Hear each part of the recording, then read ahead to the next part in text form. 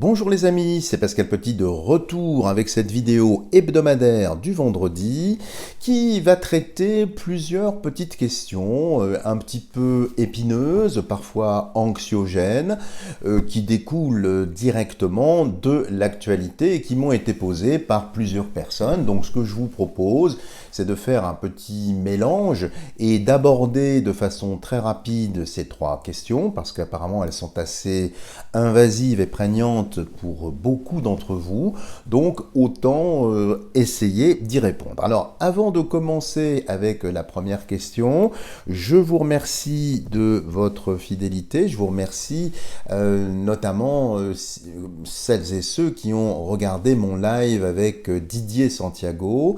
Alors je sais qu'il y en a qui cherchaient le lien de cette émission, je vous le mets sous la vidéo, donc il suffit d'aller vers la petite flèche là à droite et vous retrouverez le lien. N'hésitez pas, si vous ne l'avez pas vu, eh bien, à le visionner, à me dire également ce que vous en pensez et puis à le partager massivement. Alors, puisqu'on en est un petit peu dans les annonces, il est fort possible que je sois invité sur d'autres chaînes. Alors, je ne peux pas vous en parler pour l'instant parce que c'est en pourparler. J'essaye de voir un petit peu comment je pourrais intervenir. Et puis peut-être pour vous présenter une autre facette de moi, que peut-être vous ne connaissez pas. Vous savez que l'alchimie est quelque chose qui m'occupe beaucoup. Donc peut-être, je ne sais pas, enfin je vous tiendrai au courant. Et puis j'ai avancé également sur la rédaction d'un ouvrage qui est propre au tarot psychologique, c'est-à-dire la dimension psychologique du tarot, dont je vous parlerai un peu plus tard, parce que là c'est un peu tôt. Il vient de revenir de la correction, voilà, vous savez tout. Et donc, si vous voulez, c'est pour essayer de mettre en avant la symbolique psychologique. Alors, c'est un ouvrage qui intéressera beaucoup les thérapeutes, les personnes qui sont dans l'aide, dans l'écoute, quelles que soient les techniques qu'ils ou elles emploient. Donc voilà, c'était pour vous informer ça. Je ne sais pas encore si j'en parlerai ailleurs sur d'autres chaînes ou si je resterai sur l'alchimie. Vous voyez, c'est ouvert. Mais c'était pour vous tenir informés. Voilà les amis, refermons tout de suite la parenthèse. Alors, la première question ici qui m'a été posée, elle est relative bien, à l'état de ce qui se passe, vous savez, en UKR, là-bas. Beaucoup de personnes redoutent qu'il y ait une GUE 2R E. Alors, va-t-on vers ce genre de situation? Pas spécialement du reste à cet endroit-là, parce que vous avez bien vu que c'est un petit peu la réponse du berger à la bergère. Ils essayent de mettre un petit peu d'huile sur le feu, un petit peu partout, parce que quoi de mieux que ce genre d'événement mondial pour maintenir un certain narratif et surtout cacher certaines frasques. Donc, ce que je vous propose dans cette première question, juste avec l'oracle de Pascal, voir si effectivement il va ou non y avoir cet événement néfaste dont j'ai prononcé le nom avant, ou pas du tout, pas spécialement localisé là-bas, ça peut être ailleurs, le Moyen-Orient, parce que je vous rappelle quand même que dans l'Apocalypse de Saint Jean, on fait vraiment mention de cette zone-là. Rien de surprenant avec ce qui se passe ailleurs. Bref, regardons. Alors, y aura-t-il cet événement funeste?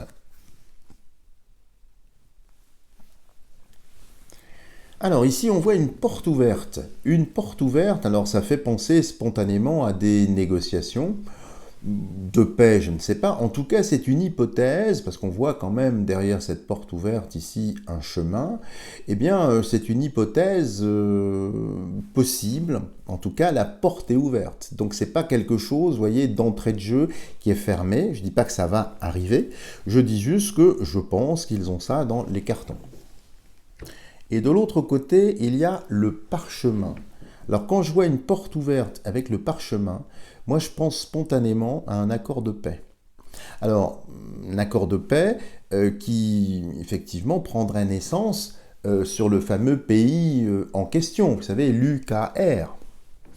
C'est un peu ça comme s'il allait s'ouvrir des négociations de paix avec la signature ici d'un parchemin, d'un accord, d'un contrat. Donc ici, dans la coupe en tout cas, c'est plutôt tempéré, c'est plutôt calme par rapport à ça, même si je demande à mon oracle de répondre de façon effectivement beaucoup plus large ici que cette zone-là. Mais ici, c'est quand même plutôt pacifique ce que j'ai. On va voir un peu s'il y a des cartes un petit peu plus contrastées. Alors, y aura-t-il cet événement?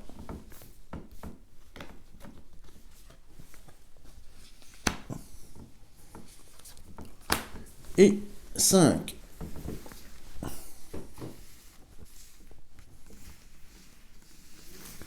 Voilà.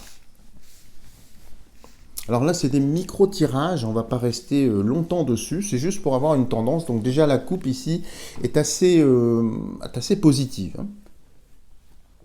Alors, l'opposition ici, ce fer contre ce bois ici, ça me fait penser vraiment à des provocations, à des escarmouches, à une opposition, plus ou moins fomentée, plus ou moins organisée, bien évidemment, mais il y a quand même ici, effectivement, quelque chose d'assez belliqueux, qui n'est pas dramatique, en tout cas sur cette carte-là. Donc ça me fait penser à des ripostes, à des provocations, à des escarmouches, pas simplement, du reste, dans la zone en question. Ça peut être au Moyen-Orient ou au Proche-Orient, hein. Mais il peut y avoir effectivement des choses un petit peu musclées. Alors, ici, il y a les enfants. Évidemment, il y a certaines choses dont je ne peux pas parler ici, mais il y a un certain endroit du globe où les chérubins, les enfants, sont effectivement la cible d'une certaine vindicte, on va dire. Alors, est-ce que ça indique ici que malheureusement, ce sont ces enfants qui vont trinquer? C'est possible. Mais c'est peut-être aussi l'inverse, c'est-à-dire que c'est peut-être grâce ou parce qu'il y a beaucoup d'enfants à certains endroits que les choses vont peut-être effectivement prendre une tournure beaucoup plus calme, beaucoup plus apaisée. En tout cas ici, cette partie-là, donc l'enfance, eh bien, ressort. La partie haute, il y a un homme. Alors je ne sais pas qui est cet homme ici, mais en tout cas c'est la troisième carte que nous découvrons ici. Donc il va y avoir un homme fort, quelqu'un qui va effectivement prendre une décision, on ne sait pas encore laquelle. On va ouvrir tout le jeu pour avoir un petit peu plus d'éléments. Et ici il y a le soleil. Bon, bah écoutez, je ne sais pas ce que vous en pensez, on ouvre la dernière ici. Et il y a l'horloge, hors du temps, c'est la fin d'un cycle. Alors en voyant ça, vous voyez, la seule carte qui serait belliqueuse, c'est celle-ci, l'opposition. Une opposition, mais le bois contre le fer, on ne sait pas trop qui va gagner. Donc il n'y a rien de funeste ici. Par contre, cette horloge, dont je vous parlerai, du reste, ça fera l'objet de ma seconde vidéo que vous pourrez voir. Vous voyez, il n'y a plus d'aiguille, il n'y a plus de nombre, il n'y a plus que ce cadran, comme si le temps était arrêté, était suspendu. Qu'est-ce que ça indique pour moi? Eh bien, c'est la fin d'un cycle, c'est la fin, effectivement, des GUE, 2RE. Donc, même si le balancier, ici, on le voit bien, a été abîmé, heurté, possiblement par cette opposition ou ces oppositions, nous allons passer dans un autre temps, autre chose, autre mœurs, autre façon de voir les choses. Et vous voyez, c'est juste à côté des enfants. Alors, est-ce que c'est pas justement sous une prise de conscience pour protéger effectivement nos chères petites têtes blondes ou localement que les choses vont s'arrêter? Alors, ça n'indique pas ici un arrêt, c'est une suspension, quelque chose qui... C'est presque un arrêt. C'est pas une trêve non plus, c'est quelque chose qui, de soi-même, stop. Voilà ce que l'on peut dire sur cette grande question anxiogène ici. Quant au soleil, évidemment, carte extrêmement positive dans le jeu, je n'ai pas trop d'inquiétude. Donc ici, il n'y a pas quelque chose de néfaste. Alors, ce que je vous propose, c'est de répondre à une autre question. tout aussi, je dirais, anxiogène pour beaucoup d'entre vous. C'est la question relative, vous savez, au vote de l'article 4. Vous n'êtes pas sans avoir entendu que eh bien, cet article risque de museler plus d'une personne, pouvant entraîner certaines personnes qui dispensent une certaine information ou qui la font suivre, eh bien, des complications, voire de l'emprisonnement, des amendes, ce genre de choses. Donc effectivement, ça pose question sur la liberté d'expression. Est-ce qu'elle va être effectivement totalement muselée? Est-ce qu'on va devoir parler, comme j'ai déjà commencé à le faire, pour les besoins de la cause, les amis, bien sûr, hein, je n'y vois aucun plaisir personnel.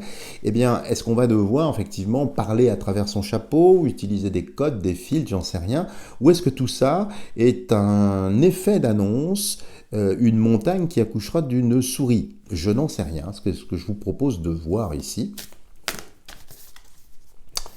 avec cette seconde question. Donc, est-ce que cette loi, cette décision va s'appliquer?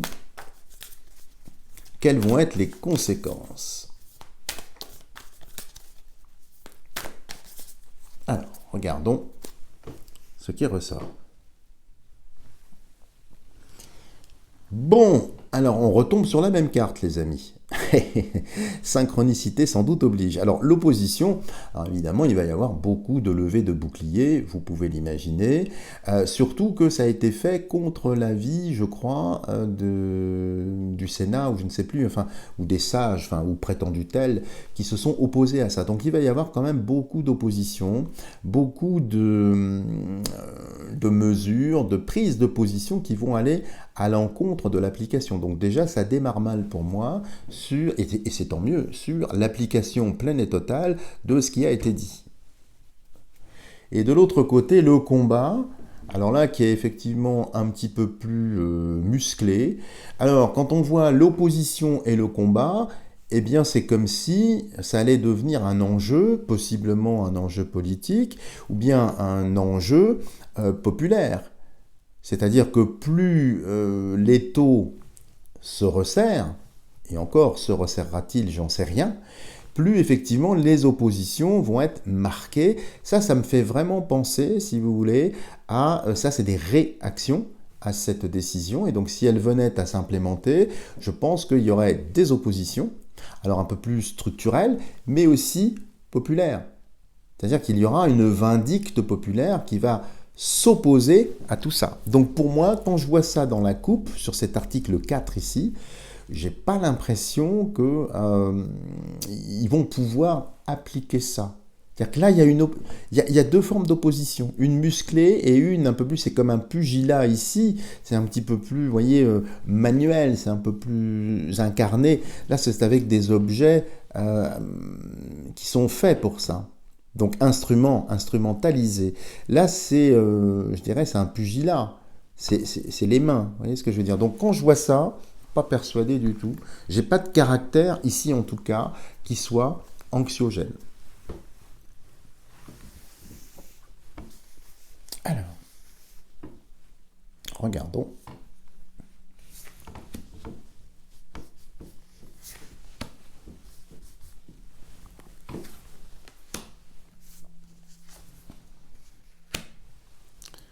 Et la petite dernière, la 5e. Donc vous voyez, ça ne va pas passer facilement, hein, cette loi. Alors, regardons ce qui sort ici. Bon, ici, le mendiant. Alors, le mendiant, ici, ça indique effectivement que les personnes qui sont les promoteurs de cette loi, eh bien, se sentent un petit peu en indigence, sont dans la mendicité. Ils sentent bien que, à force de mentir, on est rattrapé par une certaine forme de vérité, et donc vouloir occulter, travestir la vérité, c'est difficile. Donc ils sont mendiants. Ils vont être mendiants.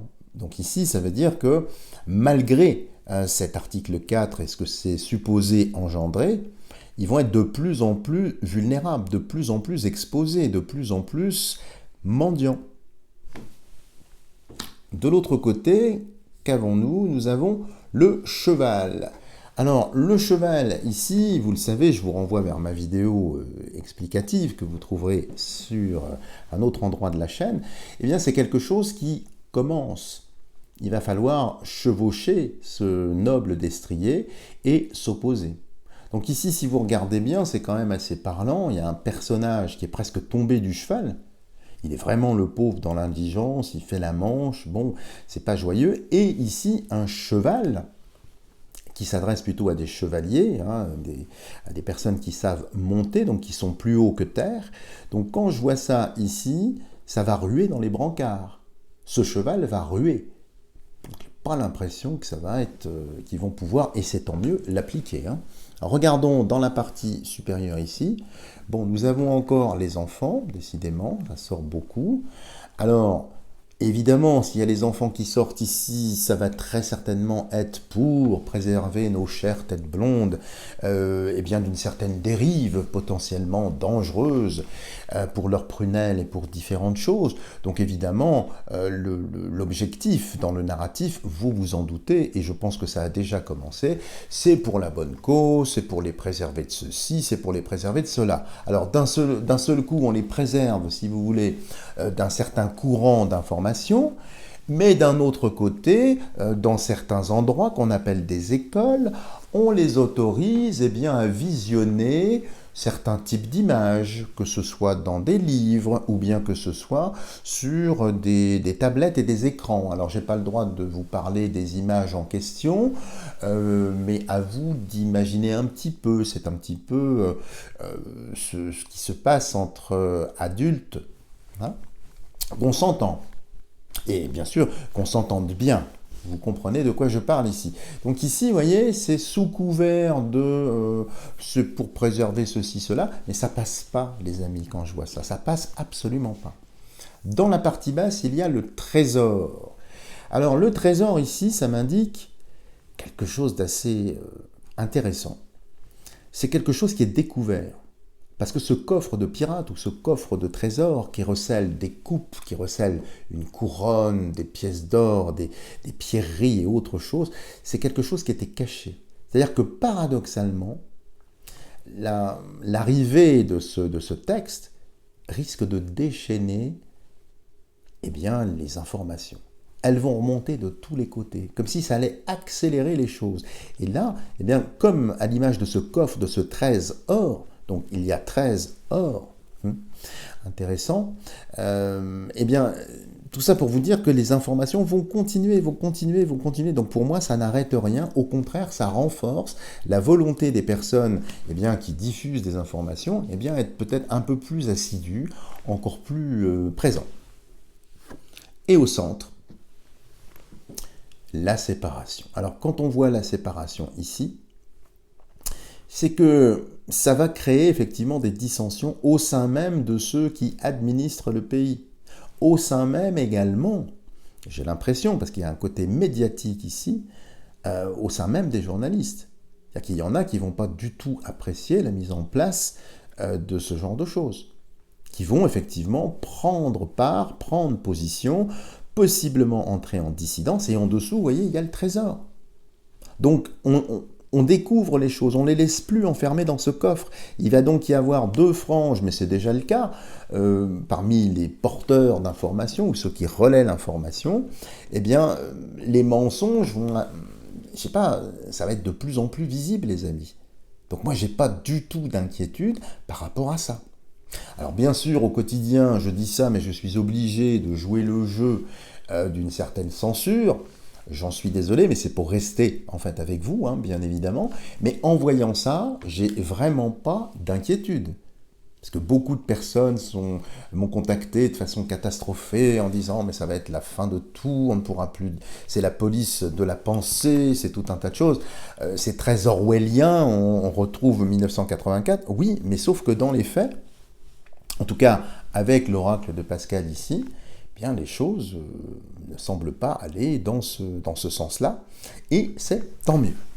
Voilà les amis, alors autre question et dernière question, eh bien c'est ce qui concerne, vous savez, l'euro numérique. Hein, vous n'êtes pas sans avoir entendu, je crois, Madame Lagarde, hein, je crois que c'est elle, hein, ou quelqu'un d'autre, eh bien, nous annoncer la mise en place d'un euro numérique qui sera extraordinaire, enfin, tout sera merveilleux, etc. Et est-ce que ça va prendre tout ça? Parce que qu'on soit clair, moi j'en sais rien du tout, hein, je ne suis pas financier, mais vous savez bien que l'euro va mal, parce qu'il est quand même très très adossé au dollar, qui lui-même aussi va mal. Que l'on numérise une monnaie, est-ce que ça change véritablement sa valeur faciale et sa valeur économique? Je ne sais pas. Au lieu d'avoir un billet de 5 euros dans les mains, je peux avoir un billet de 5 euros numérique, mais dans l'absolu, en valeur absolue, ça vaudra le même nombre d'unités. Donc là, si vous voulez, on va voir ce que dit le jeu. Est-ce qu'il faut s'en méfier? Parce que bien sûr, on pense tous à la même chose. Je ne suis pas du tout pour les crypto-monnaies, pour tout ce qui est virtuel d'un point de vue paiement. On est bien d'accord. Mais est-ce que c'est si invasif, si dangereux que ça? Vont-ils pouvoir aller au bout? Techniquement, je le pense. Mais économiquement, avec les BRICS qui sont en train de resserrer de plus en plus leur étau autour de la vieille Europe notamment. Alors, on va voir un peu ce qui ressort.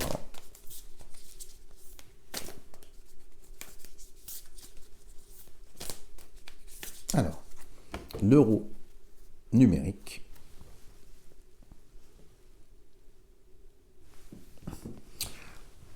Alors, il y a la lumière. Alors, la lumière vient éclairer, c'est un petit peu ce que je viens de dire, c'est curieux, hein, il me répond un peu à l'avance, la réalité économique.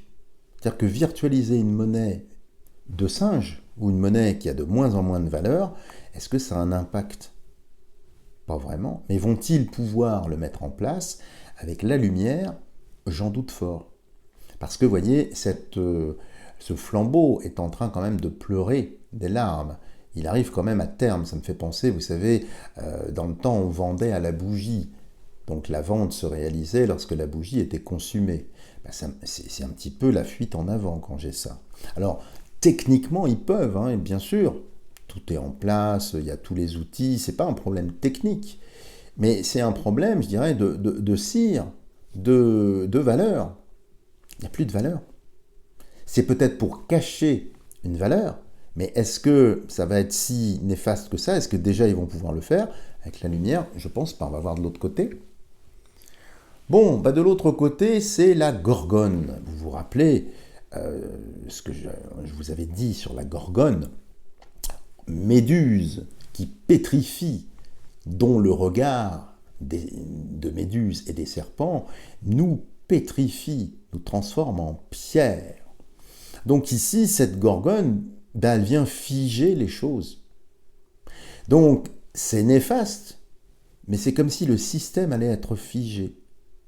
Alors ça peut être, quand je vois ça, avec la lumière derrière, ça me fait penser peut-être à des hackers, un système informatique qui se fait avoir, mais quelque chose qui se grippe, qui se fige.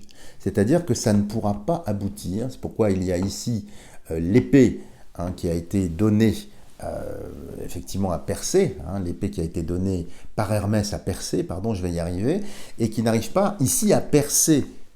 Donc ici, Méduse, enfin la gorgone, vient pétrifier, vient arrêter le système, et tout ça en pleine lumière. Donc quand je vois ça, je ne suis pas inquiet. Ça peut sembler effectivement néfaste, c'est terrible, etc. Ils ont gagné. Donc, je vous renvoie à la vidéo que j'ai faite sur la gorgone, vous verrez. Elle a des sœurs également. Il y a Euryale et Sténo aussi. Il n'y a pas que Méduse. Donc, moi, je ne suis pas trop inquiet. Mais, apparemment, le système avance dans cette direction-là. Mais ça va se gripper comme tous ces petits serpents, là, comme si ça n'allait pas pouvoir prendre. Bon, nous allons voir ça. Et nous allons en prélever 5. Alors,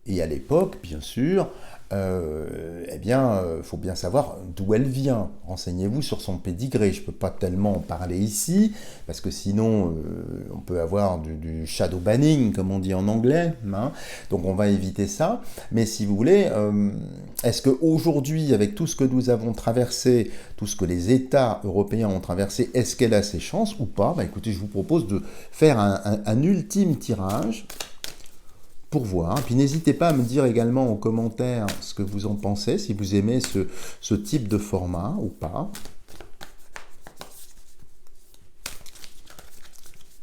Alors, sera-t-elle reconduite dans ses fonctions ou pas? Alors c'est toujours délicat ce genre de tirage parce que comme parfois il y en a qui truquent, vous voyez, les dés, hein, surtout que là-bas, il n'y a pas vraiment de contrôle, vous voyez ce que je veux dire? Donc c'est pas officiel, hein, c'est quelque chose entre eux, hein, c'est comme un club, si vous voulez. Hein. Donc c'est dans ces lieux-là qu'il est facile, parfois, effectivement, de piper les dés. Hein. Alors, sera-t-elle aux manettes ou pas, du reste? Alors la femme, alors c'est elle, je pense, hein, mais ça peut être aussi une challengeuse ou un pays représenté par une femme. En tout cas, elle est là, elle veut bien sûr s'inscrire dans la durée, hein, donc elle est bien là, je pense que sans vouloir prendre parti, hein, elle s'accroche, elle veut être là, donc elle y croit hein, de toute façon, puis bien sûr, elle est soutenue, il y a pas mal d'officines aux acronymes comportant 3 lettres, parce que, bon, malheureusement, je ne peux pas en parler ici, mais cette femme est plébiscitée, protégée par un organisme à 3 lettres qui commence par la lettre C, qui se trouve au-delà de l'Atlantique, vous voyez, très très impliqué. Et de l'autre côté, il y a la lumière. Alors, on pourrait penser, avec une coupe comme ça, bah c'est plié, bien sûr, elle va l'avoir. Sauf que cette femme qui regarde la lumière, c'est la lumière de la vérité. C'est la lumière céleste qui a allumé ce flambeau. Donc, c'est pas évident. C'est pas évident qu'elle l'ait. Quand je vois ça, on va dérouler le jeu pour le voir, mais c'est pas gagné. Alors, on va en prendre 5. 1, 2,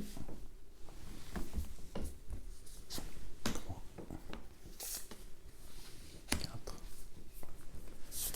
Et ici, la 5e.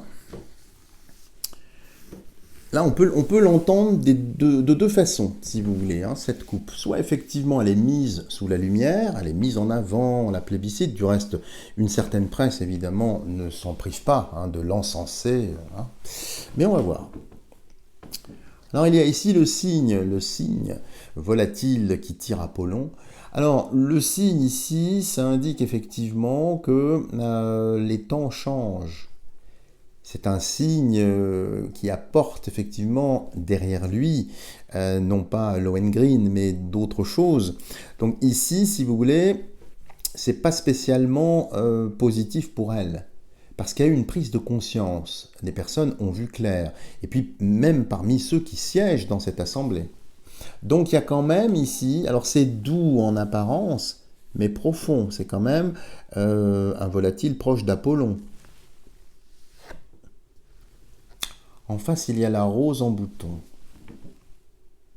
Alors, c'est beaucoup de douceur, ça. Vous voyez, alors que c'est une femme qui est plutôt assez autoritaire. Hein. Alors, on va voir, il faut que je découvre tout le jeu pour avoir peut-être un petit peu plus d'éléments. Le lit, c'est la maladie. Ici, d'accord. Et en bas, le puits. Et la justice. Alors quand je vois ça, les amis, j'ai l'impression, hein, mais je peux me tromper, on refera du reste un tirage, hein, j'ai l'impression, si vous voulez, le signe à la rose, en bouton, ici, que c'est quelque chose qui glisse, il y a des oppositions, hein, bien sûr, il y a des oppositions, mais c'est comme si on voulait qu'elle soit réélue, Donc on la laisse, on la maintient dans la fonction, alors qu'elle est malade, alors qu'elle est empêchée, alors qu'elle ne pourra pas, pour que la justice agisse et fasse remonter la vérité. Donc j'ai l'impression que c'est presque comme un film. Donc il y a un bis repetita, elle conserve son poste, mais juste derrière, la justice entre en ligne de compte et le lit, eh bien ça vient un petit peu caler, stopper tout ce qu'elle faisait. Alors je peux me tromper, je n'espère pas, moi j'aimerais effectivement que ce soit l'autre femme qu'on a vue dans la coupe, parce que c'est possiblement une autre femme, mais ici avec le signe, c'est un signe, hein, faut l'entendre aussi comme un signe, la rose en bouton qui prépare son éclosion, hein. Donc c'est en plusieurs temps, ça ne se fait pas comme ça. Comme si, effectivement, elle a la place, un petit peu comme le poudreux, hein, ou l'enfariné, là. C'est un petit peu la même chose, hein, parce qu'évidemment, il a été plébiscité, on est d'accord. Et puis, patatras, juste après, des problèmes de justice, des affaires qui remontent du puits, et puis une certaine maladie. Alors, est-ce que c'est là sa maladie physique, ou bien va-t-elle contracter je ne sais quelle petite chose, toujours présente, semble-t-il, dans l'air? Je n'en sais rien. Voilà les amis, si vous avez aimé cette vidéo, n'hésitez pas à me mettre des tonnes de petits pouces en l'air. Si vous n'avez pas vu le live avec Didier Santiago, vous trouverez le lien sous la vidéo. Bien évidemment, je demeure à votre entière disposition pour effectuer des tirages personnalisés. Vous avez tout ce qu'il faut sous la vidéo pour me rejoindre. Désolé pour cet oubli de mon livre de poésie. Je vous lirai un poème un peu plus long la semaine prochaine. Voilà les amis, merci pour tout le soutien, tous vos gentils commentaires. Je vous envoie le plus de lumière possible et je vous dis à la semaine prochaine.